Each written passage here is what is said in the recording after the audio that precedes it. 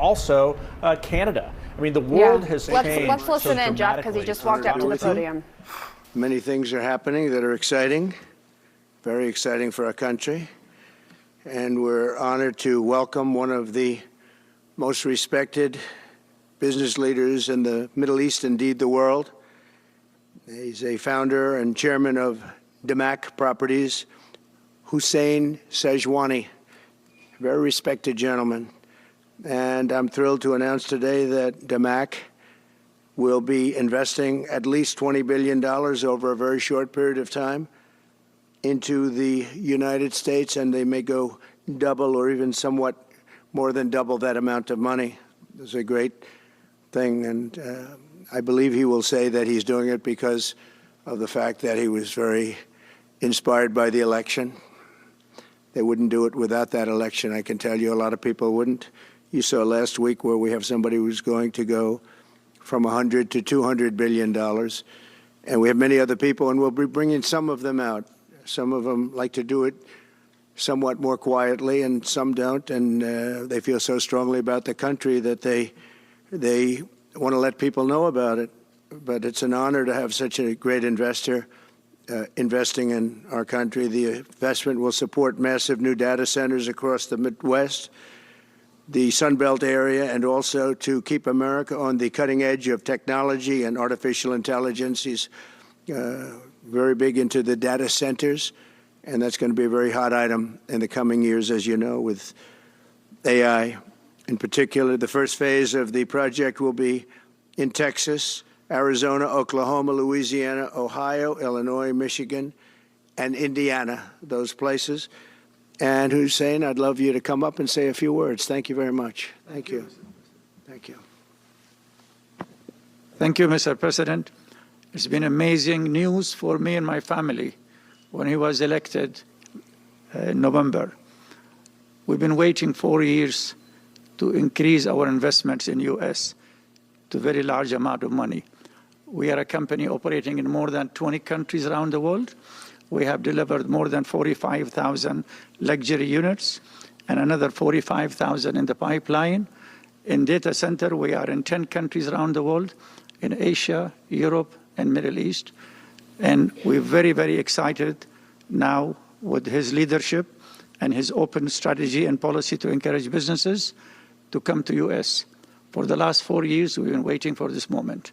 And we're planning to invest $20 billion and even more than that if the opportunity in the market allow us. But at the moment, we're planning $20 billion in data center, catering for the AI and cloud business for the hyperscalers. Fantastic. Thank you, Mr. Great President. honor. Thank you very much. So nice. And that man knows what he's doing. He knows. So, Hussein, we're going to work with you and make sure everything goes smoothly. We have powers that haven't really been used in terms of environmental. If you invest over $1 billion in the United States, we're going to give expedited reviews to everybody because everyone's afraid they're going to come in and get caught in the quagmire, which is very prevalent in the United States, unfortunately, the quagmire of environmental and various other regulations and rules. And I made it a point of telling people if you invest $1 billion or more, and we'll do this for people with far less, too. But we guarantee it. We're going to move them quickly through the environmental process.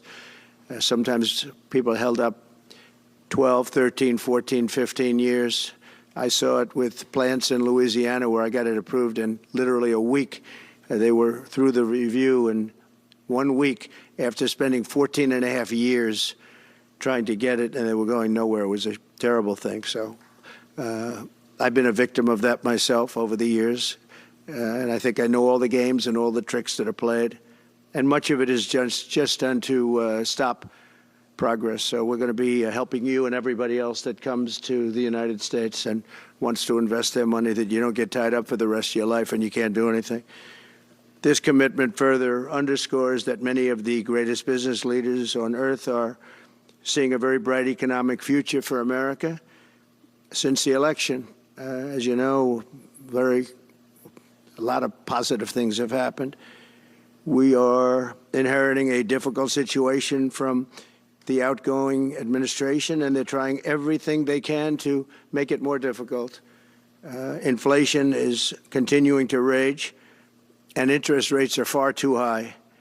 And I've been disappointed to see the Biden administration's attempt to block the reforms of the American people and that they voted for. We had a landslide election. We won every swing state. We won the popular vote by millions and millions of people.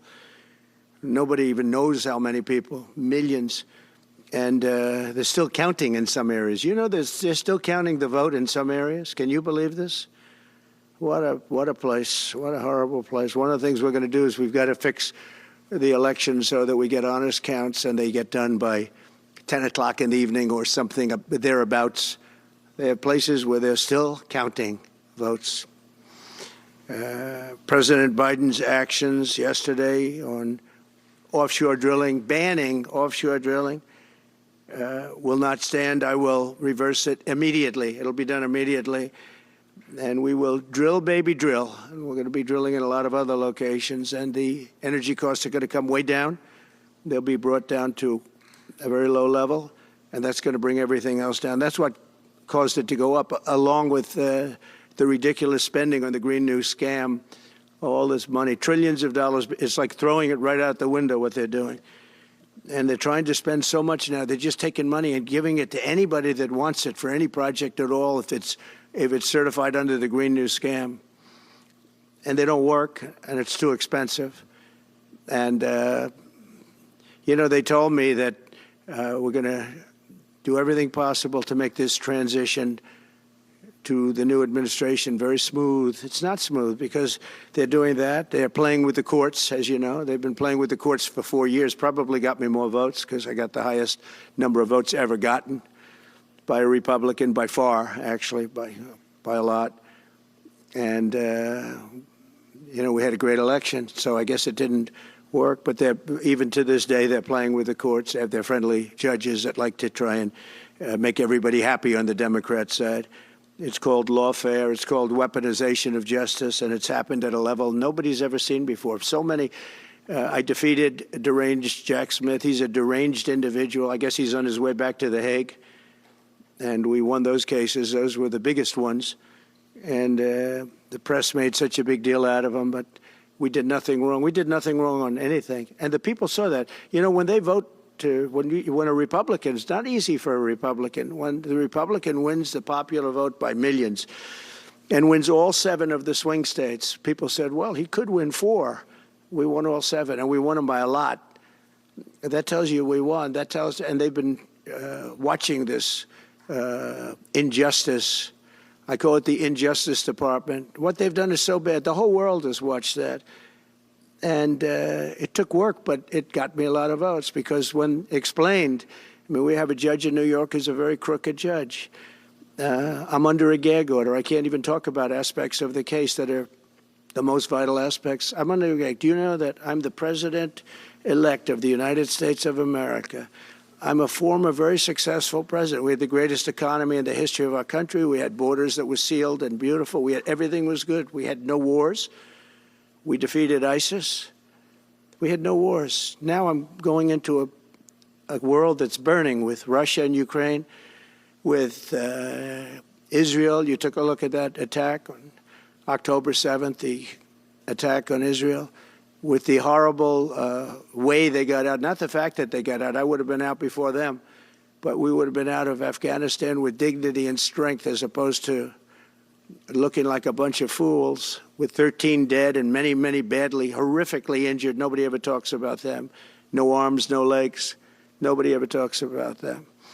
The way they got out was outrageous, leaving billions of dollars of brand new military equipment that I bought in the hands of the Afghans and specifically the Taliban. It's the group. And we were doing very well. We would have been out. We would have been respected. I think it's one of the reasons it was so badly handled, that withdrawal where people are jumping onto airplanes, falling off the sides of airplanes when they're 3,000 feet in the air. And nobody's ever seen anything like that, the worst. And because of that, I think Russia went and attacked Ukraine. When they saw that, they said, these guys are incompetent. They don't know what they're doing. But we know what we're doing now, and that's going to all end. And we have a great military. I defeated ISIS, as you know. We're in no wars. I just finished a couple. And we got also our soldiers guarding Syria and Turkey. We're in the middle. We had 5,000 soldiers. They would have been gobbled up with two armies. We had one army, 300,000. We had another one, 500,000 or 600,000, getting ready. We had 5,000 people in the middle. I said to a general, how do 5,000 people do in that case? And the general just looked at me and said, not well, sir, not well. And I took him out. And you know what happened? Nothing. I got criticized. I saved 5,000 lives, actually. And we did a great job, and we're going to do an even better job because now we have a tremendous amount of experience. We have people that I can rely on. But the 625 million acres, people can't realize. It's like the whole ocean. Take an acre. You know, an acre, you have a house on a half an acre, on a quarter of an acre, or an acre. If you have an acre, you have a big deal. Now you multiply that by 625 million acres. It's like, feels like the whole ocean. And that's our strength, you know. People can say we manufacture, we don't manufacture. The thing we have oil and gas more than anybody in the world. We're going to have more of it, too. But they took away 625 million acres of offshore drilling. Nobody else does that. And they think they have it, but we'll put it back. I'm going to put it back on day one. I'm going to have it revoked on day one. We'll go immediately if we need to. I don't think we should have to go to the courts. But if we do have to go to the courts, you know, they try to be sneaky. They go in and they sign. Remember, this is a man that said he wants the transition to be smooth. Well, you don't do the kind of things. You don't have a judge working real hard to try and embarrass you. Because I did nothing wrong. By the way, I did nothing, absolutely nothing wrong. If I did something wrong, I wouldn't be standing here right now because I've won all these cases. Nobody's ever won so many cases as I have against the Justice Department. I mean, Jack Smith had cases all over the place. People were being subpoenaed. Lives were being ruined. They were spending everything they had, money. We were helping them out. We had to. They were subpoenaing people that had no idea what they were even talking about. That's a sick group of people. And it was all to influence the election. It was all a fight against a political opponent. We've never had that in this country. We have had that in certain countries. We've had that in third-tier countries. We've had that in banana republics, but we've never had that in a place like the United States. I don't even know if it's been on a small level. I'm sure it has been on a small level, but this was the largest level ever. They brought this moron out of The Hague. He's a mean guy. He's a mean, nasty guy. His picture was perfect because you look at his picture, you say, that's a bad guy with his robe, his purple robe. And he executes people. He shouldn't be allowed to execute people because he'll execute everybody. He's a nut job. But we won all of those cases with him. And, I mean, I don't know the judge in Florida, but we had a brilliant judge in Florida that saw right through it. And we won the case. She was a brilliant judge with great courage. You know, the left, as we call them, the radical left, they have a way, they play the ref, and they play it very hard. They play the ref. They go and say horrible things about judges and prosecutors. And some judges and prosecutors say, look, the only way I'm going to get these people off my back is to give victory to them. They're playing the ref. I think it's illegal what they do. It's almost like talking. It's worse than talking to a judge. But the judge in Florida, Judge Cannon, was brilliant and tough, and she didn't stand for it. And I don't know her. And never met her until the case, and I don't believe I said even one word to her. But she was very, very strong and very, very brilliant. And her opinion was so brilliant that they dropped their appeal. They couldn't beat the appeal. So that's what we're up against. So they say we're going to have a smooth transition. All they do is talk. It's all talk. Everything they do is talk. We're going to have a smooth transition. And then they take 625 million acres and they essentially landmark it so you can't ever drill there again. Well, we're going to be drilling soon. We're going to be opening up Anwar. We're going to be doing all sorts of things that nobody ever thought was even possible. But remember and just to get off the subject, because I couldn't believe it when I heard it yesterday, I couldn't believe the size of it. I mean, you put down a map and put this up, it's just massive. And remember that that's worth probably, I mean, I've had estimates, $40 to $50 trillion. That's more than our national debt. Essentially, he's thrown it away. He's thrown it away. He's taken $50 trillion. So if we owe $35 trillion, he's taken $50 trillion of value and thrown it right out the window. We can't do that. Nobody can do that. One other thing he did yesterday, which was in many ways worse, it's hard to believe it can be worse. He wants all gas heaters out of your homes and apartments. He wants them to be replaced by essentially electric heaters. I don't know what it is with electric. This guy loves electric. We're going to be ending the electric car mandate quickly, by the way. This guy loves electric. And we don't have enough electricity. And then we have AI where we need more. And he wants everybody to have an electric heater instead of a gas heater. Gas heater is much less expensive. The heat is much better. It's a much better heat. As the expression goes, you don't itch. Does anybody have a heater where you go and you're scratching? And that's what they want you to have. They don't want you to have gas where you don't have the problems of the electric. And the source is plentiful. They're much cheaper to operate. They're much better. They work much better. They look much better. 60% of homes and apartments have gas heaters. He wants them all removed quickly. These people are crazy. There's something wrong with them. There's something wrong with them. They also want to go back, and they have already started that, to when you buy a faucet, no water comes out because they want to preserve. Even in areas that have so much water, you don't know what to do. It's called rain. It comes down from heaven. And they want to do, no water comes out of the shower. It goes drip, drip, drip. So what happens, you're in the shower 10 times as long, you know. No water comes out of the faucet. You want to wash your hands.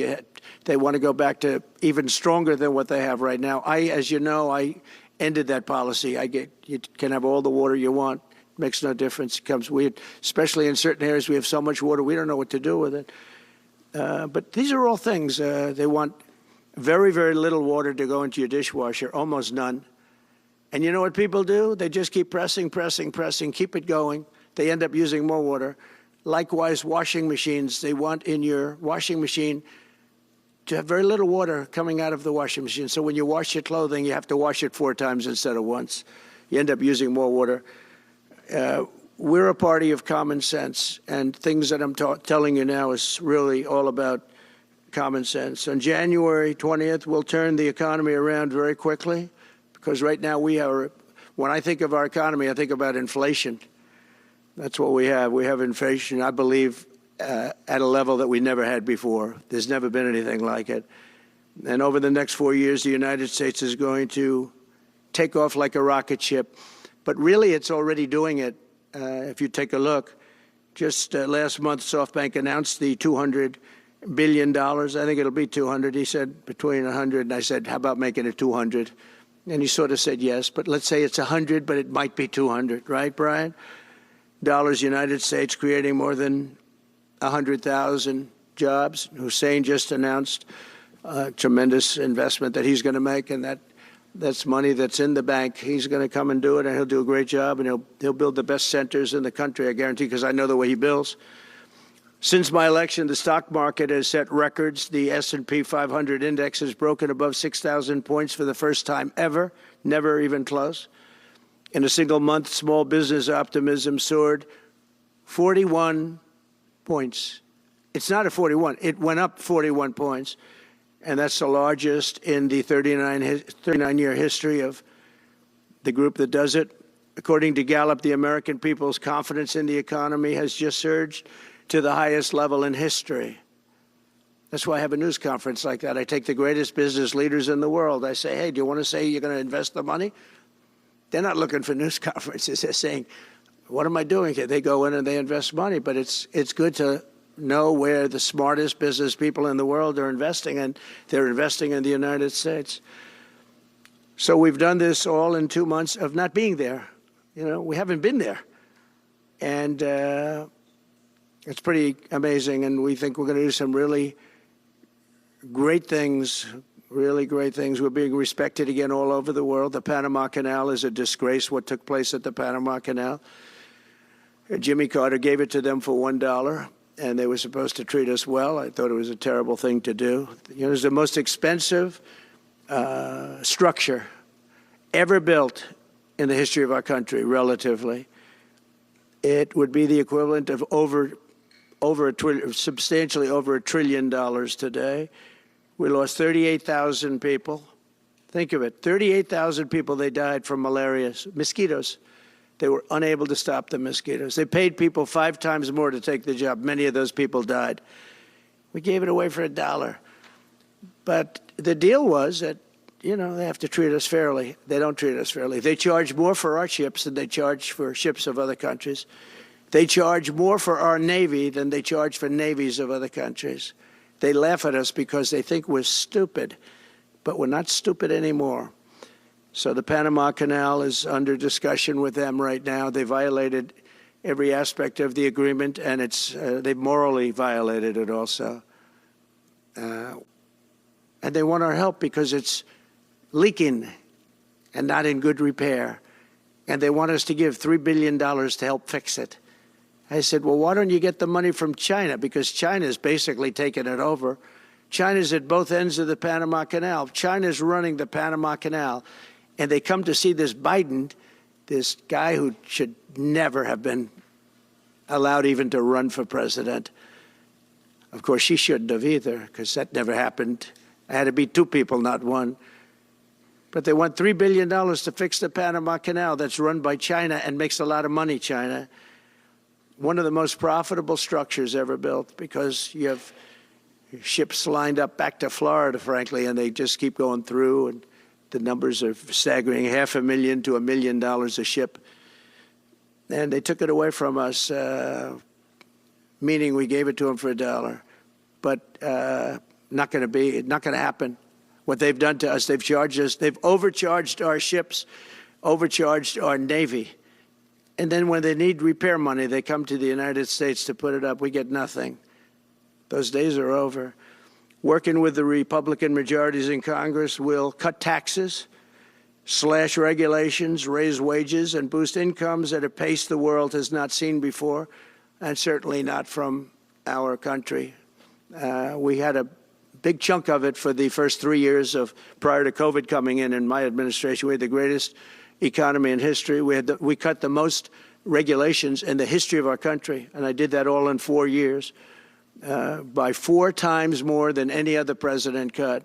We did that in 4 years, and we were just getting started. We'll impose new tariffs so that the products on our stores will once again be stamped with those beautiful words, made in the USA. And we are not treated well, as you know, by Canada. Canada is subsidized to the tune of about $200 billion a year, plus other things. They don't essentially have a military. They have a very small military. They rely on our military. It's all fine, but, you know, they got to pay for that. It's very unfair. I have so many great friends. One of them is the great one, Wayne Gretzky. I said, run for prime minister. You'll win it'll take 2 seconds. But he said, well, am I going to run for prime minister or governor? You tell me. I said, I don't know. Let's make it governor. I like it better. But no, something's going to have to be done. Same thing with Mexico. We have a massive deficit with Mexico, and we help Mexico a lot. They're essentially run by the cartels, and can't let that happen. Mexico's really in trouble, a lot of trouble. Very dangerous place.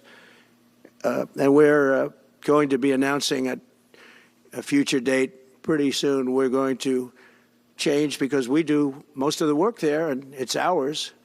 We're going to be changing, sort of the opposite of Biden, where he's closing everything up, essentially getting rid of $50 to $60 trillion worth of assets. We're going to be changing the name of the Gulf of Mexico to the Gulf of America, which has a beautiful ring that covers a lot of territory. The Gulf of America, what a beautiful name. And it's appropriate. It's appropriate. And Mexico has to stop allowing millions of people to pour into our country. They can stop them. And we're going to put very serious tariffs on Mexico and Canada, because Canada, they come through Canada too. And the drugs that are coming through are at record numbers, record numbers. So we're going to make up for that by putting tariffs on Mexico and Canada, substantial tariffs. And we want to get along with everybody, but, you know, they have to, it takes two to tango.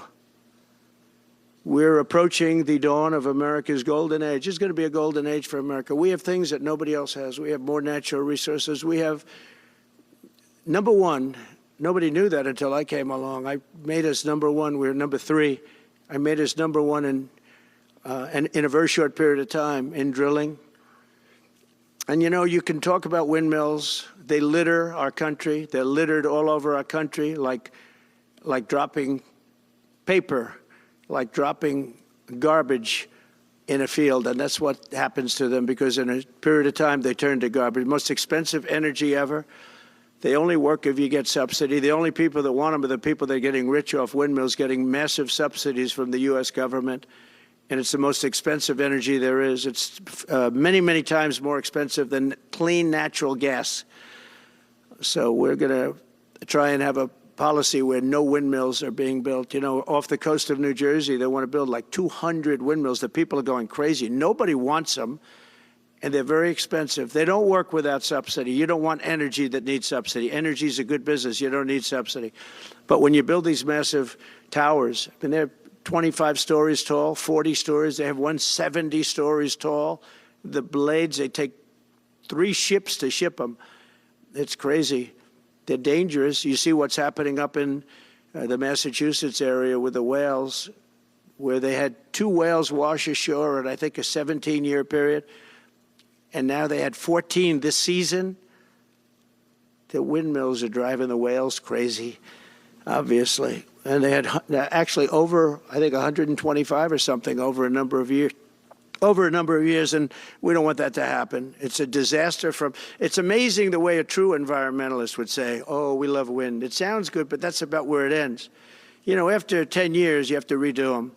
And what happens is they don't do that. They let them stand and they rust, and they say, because of the environment, I'm not a believer in this, but they say you can't, because it's a certain fiberglass, that the blades cannot be buried in earth, that's an environment. So what do you do with them?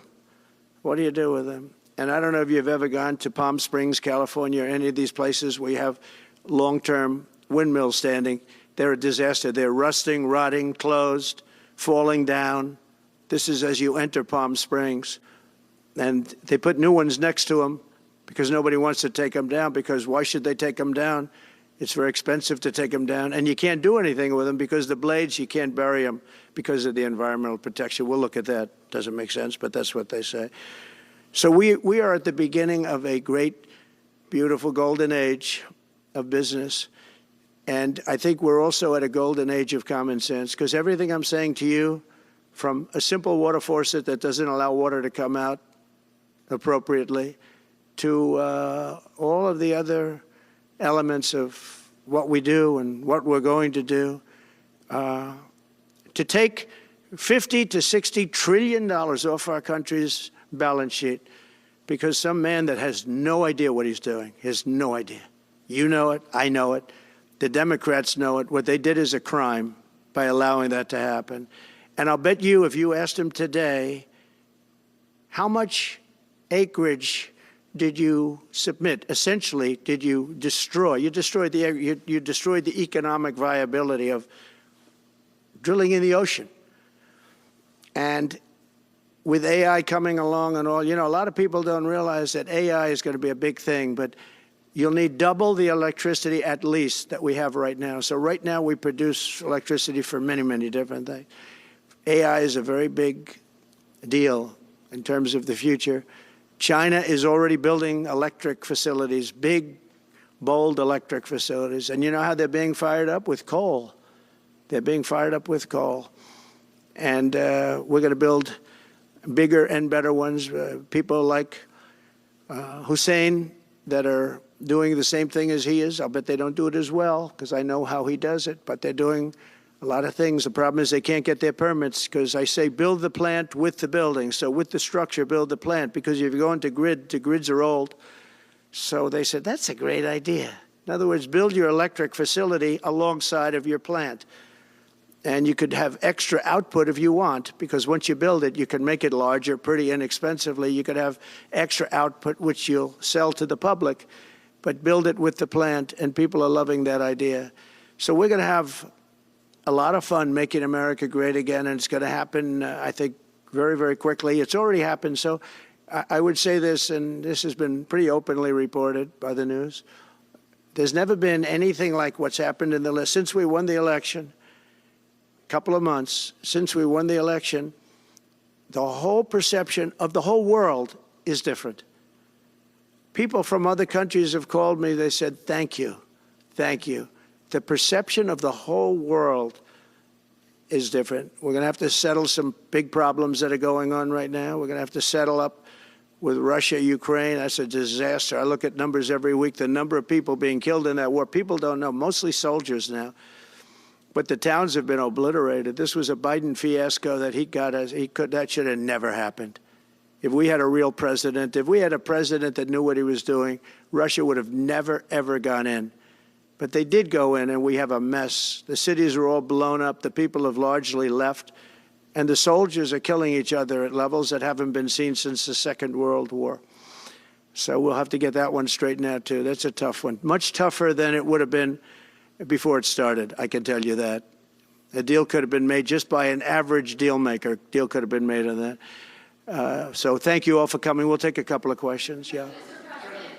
Go ahead, please. Mr. President, thank you. I wanted to touch on the world on fire that you mentioned, but let's start, if we could, with your references to Greenland and the Panama Canal, so forth. Can you assure the world that as you try to get control of these areas, you are not going to use military or economic coercion? No. And can you tell us a little bit about what your plan is? Are you going to negotiate a new treaty? Are you going to ask the Canadians to hold a vote? What is the strategy? Yeah, I can't assure you. You're talking about Panama and Greenland. No, I can't assure you on either of those two. But I can say this. We need them for economic security. The Panama Canal was built for our military. I'm not going to commit to that now. It might be that you'll have to do something. Look, Panama Canal is vital to our country. It's being operated by China. China. And we gave the Panama Canal to Panama. We didn't give it to China. And they've abused it. They've abused that gift. It should have never been made, by the way. Giving the Panama Canal is why Jimmy Carter lost the election, in my opinion, more so maybe than the hostages. The hostages were a big deal. But if you remember, and nobody wants to talk about the Panama Canal now because, it's inappropriate, I guess, but because it's a bad part of the Carter legacy. But he was a good man. Look, he was a good man. I knew him a little bit, and he was a very fine person. But that was a big mistake. Giving the Panama Canal to Panama was a very big mistake. We lost 38,000 people.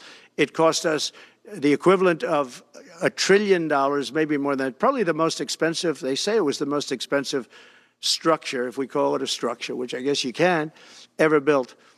And giving that away was a horrible thing. And I believe that's why Jimmy Carter lost the election, even more so than the hostages. Those two things. If I could follow up on Ukraine and Iran, the two negotiations you'll be heading into. On Ukraine, you said just before it's a lot more complicated now. Much more complicated. Do you believe... Because it would have never started. Right, but it has started. Well, not only started, the cities are largely knocked down. So you've got what you've got. At this point, to hold on to leverage in dealing with President Putin, would you make a commitment to the Ukrainians that you will keep supporting them during the negotiations? Well, I wouldn't tell you if that were the case. Would you make a commitment to provide a security guarantee if they do enter into an armistice or a ceasefire along the lines that the French and the Germans? So, a big part of the problem was Russia for many, many years, long before Putin said you could never have NATO involved with Ukraine. Now, they've said that. That's been written in stone. And somewhere along the line, Biden said, no, they should be able to join NATO. Well, then Russia has somebody right on their doorstep, and I could understand their feeling about that. But there were a lot of mistakes made in that negotiation. And when I heard the way that Biden was negotiating, I said, you're going to end up in a war. And it turned out to be a very bad war. And it could escalate. That war could escalate to be much worse than it is right now. They can never join NATO. Well, my view is that it was always understood. In fact, I believe that they had a deal, and then Biden broke it. They had a deal which would have been a satisfactory deal to Ukraine and everybody else, but that Biden said, no, you have to be able to join NATO. And that's always been, and nobody knows more about NATO than I. You know, years ago when I first started this, I didn't know too much about NATO, but I got it right anyway. I said they're taking advantage. I'm the one that got, and the Secretary General was here, as you know, 2 weeks ago, saying that if it weren't for me, NATO wouldn't even exist right now, because I raised from countries that weren't paying their bills. At that time, 28 countries, 20 of them were not paying their bills, 21 to be exact. They weren't paying, or they were paying a very small portion. And I raised over $680 billion. That was the number he gave, by saying, if you don't pay, we're not going to protect you. And as soon as I said that, the money came pouring in. But Obama could have said it. Other people could have said it. Bush could have said it. Nobody said it but me. I took a lot of heat. They said, oh, that's a threatening statement. Well, they weren't paying their bills. I said, we're not going to protect you if you're not paying the bills. So in a true sense, I saved NATO, but NATO's taken advantage of us. And one of the problems that I have, and I've said it openly, I said it to President Zelensky, Europe is in for a tiny fraction of the money that we're in. Now, whether you like that situation or not, Europe is much more affected than the United States. We have a thing called the ocean in between us, right? Why are we in for billions and billions of dollars more money than Europe? And, you know, they're a similar size, a little smaller, but they're a similar size economy as the United States when you add them up. And yet Europe is in for a small fraction of the number the United States is in. Now, Biden could have called them up during the term. That's what I did. I said, you have to pay your bills. And they all, one stood up. I won't say who. You'll probably have it, because the papers, the media hated to report on it. But a prime minister stood up from a country, you know, our famous meeting of 28 nations with no press, no anybody in the room. He stood up. He says, does that mean if we don't pay our bill, and at that point it was 2%, it should be 5%. It should be 5%, not 2%. But at that point it was 2%. But many people didn't pay. Some people didn't pay anything. But many people were way, including Germany. Germany was at less than 1%. You're going to press for 5%? Well, I think NATO should have 5%, yeah. Well, you can't do it at 2%. I mean, at 2%, every country, if you're going to have a country in a regular military, you're at 4%. I think they should be, you know, they're in dangerous territory. I think it should be, they can all afford it, but they should be at 5%, not 2%. I'm the one that got them to pay 2%. But a gentleman stood up, a prime minister stood up, and he said to me, sir, could I ask you a question? You're saying we have to pay our bills. If we don't pay our bills, will the United States protect us from Russia? I said, if you don't pay, you mean you're delinquent? He said, yes. He said, if you're delinquent, we will not protect you. I took a lot of heat. Although it was somewhat closed door, I took a lot of heat from the media. And you know what happened? The money started pouring in. That's why NATO has money. And the Secretary General said it was the most incredible thing he had ever seen in a negotiation. Now, if I would have said, yes, we will, nobody would have paid. If I would have loved to say, yes, we'll protect you even if you don't pay. But that's not the way life works. Mr. President, two questions related to each other. First, you said on your first day of office you're going to pardon January 6th defendants. Are you planning to pardon those who were charged with violent offenses? Well, we're looking at it, and we have other people in there. And as you see, I guess 24 or 28 people came now from the FBI. That came out very quietly. Nobody reported it, but they had people in some form related to the FBI. They had 4 or 5 people that were strongly related to the FBI. We have to find out about that.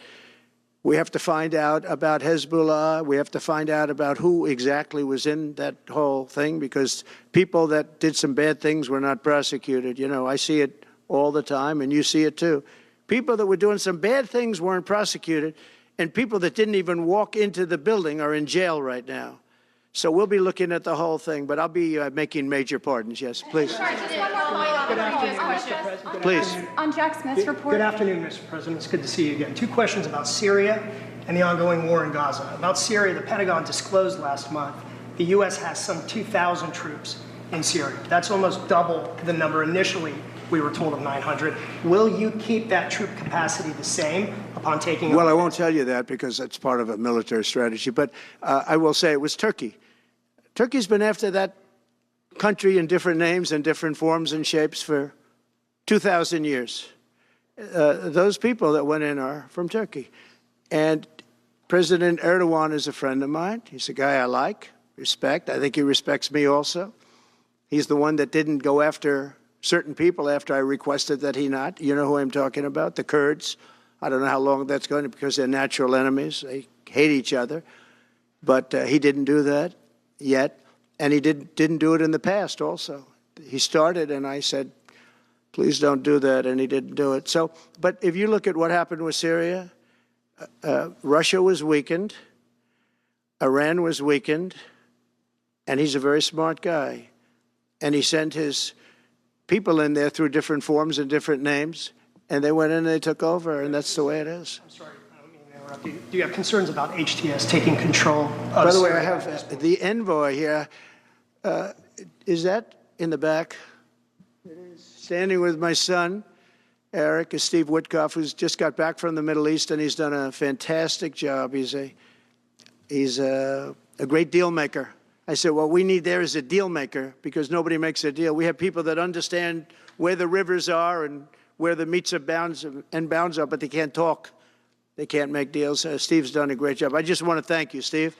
You've been working endlessly for months, and he's working specifically on the hostages, trying to get them back. Well, that was my second question. Is Hamas Steve, come up for a second. Maybe you might want to say a couple of words. Sir, I didn't- Hamas released another hostage I didn't know Steve was going to be here, actually. Neither did I. He's done a fantastic job, and it's a dangerous job, too, and we appreciate it.